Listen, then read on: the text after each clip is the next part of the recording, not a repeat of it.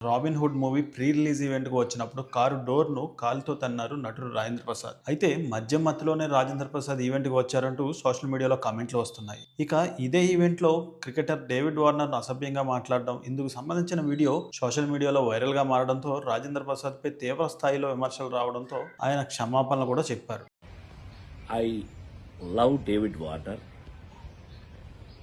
I love his cricket. David Warner love our films, love our acting.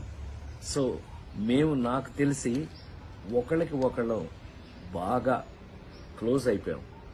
ఏది ఏమైనా ఈ జరిగిన సంఘటన మిమ్మల్ని ఏదైనా మనసు బాధ పెట్టున్నట్టయితే ఎవరినైనా తెలియకుండా నేను నిజంగా ఉద్దేశపూర్వకంగా అన్నది కాదు కాబట్టి అయినా కూడా ఐ ఫీల్ వెరీ సారీ.